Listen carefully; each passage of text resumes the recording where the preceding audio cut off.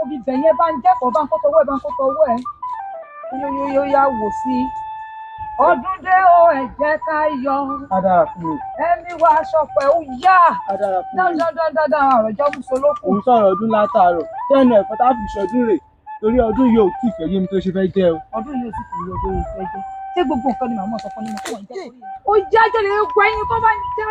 ẹ tún ti dé o ẹ méjèèjì wàhálà yín pọ̀ wọ́n ní kẹ́ ẹ já nǹkan ẹ rí i já ṣe lẹ́ ń pariwo bí mo ṣe ń gbórin ọdún dé o ni nìwọ́n náà tún ní kí ló ṣẹlẹ̀ báyìí ohun tí mo tún gbọ́ ni ọdún wo ló ṣẹlẹ̀. ó yẹ méjì para níwòye ọdún tó lọ ọdún orin tó bá yé nínú ìjọ Believers Church inconjunction with Aalafunmi Empire ọdún mìíràn tuntun wọlé dé gẹ́rẹ́.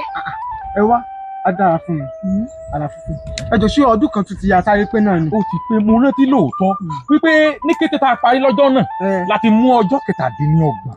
oṣù kẹwàá pípọ̀ ní tọdún yìí ó bù sí ẹ wá jẹ́ ń sọ fún yín kẹ́kulé gbọ́ ó sọ fún toko kí àdán gbọ́ ó rò fún bẹ̀rù pé ọdún orin ó tún ti dé lọ́dún yìí. ọdún orin wọlé dé ọdún orin má mà dé o kí gbogbo ènìyàn tẹ́ parapọ̀ kà ń jẹ́ kẹjọ yín.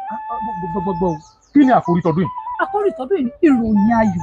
ìròyìn ayọ̀. bẹ́ẹ̀ ni ẹ wá jẹ́ kí n sọ fún yín o ọ̀pọ̀lọpọ̀ àwọn ìránṣẹ́ Ọlọ́run ni yóò wà ní ìkàlẹ̀ láti máa gbé wa lọ síwájú Olúwa ẹ wá gbọ́ tuntun ni global evangelist Larry blessing òun ni yóò fún wa ní oúnjẹ mi ní ọjọ́ náà níbi tí a ti fa sọ Kẹ́hìndé ọ̀la bí oríṣiríṣi àwọn ìránṣẹ́ Ọlọ́run wọ́n wà kálẹ̀ lọ́jọ́ náà. ọ̀pọ̀lọpọ̀ àwọn olórí ẹ̀mí ló ń bọ̀ lọ́jọ́ náà. bẹ́ẹ̀ àwọn bíi lady evangelist Johnson Títílayọ̀ mọ̀mọ́ mo bá Jésù dé unit voice ò mọ̀ gbẹ́yìn láti Ìbàdàn. èdìdí yìí kan lady evangelist Ọláníyì his praise òun náà ń bọ̀. bẹ́ẹ̀ni. fún kẹ́sẹ̀kẹ̀rẹ̀ náà ò gbẹ́yìn. wọ́n fi ṣẹ̀kẹ̀rẹ̀ dára lọ́jọ́ náà.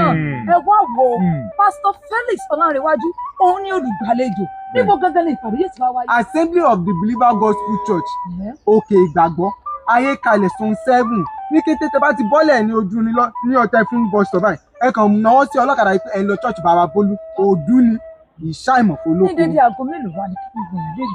aago kan ọ̀sán ni aago 12 òun ni red carpet ṣùgbọ́n aago kan gẹ́gẹ́ òun lá bẹ̀rẹ̀ sí ní gbóhùn ọpẹ́ sókè láàmú fún Ọlọ́run lóúnjẹ rẹ̀. tí n bá ti sọ pé ọdún dé ká jọyọ̀ ẹ̀yin wá sọ wípé ẹ̀mí wa á ṣọ̀pọ̀ ẹ̀.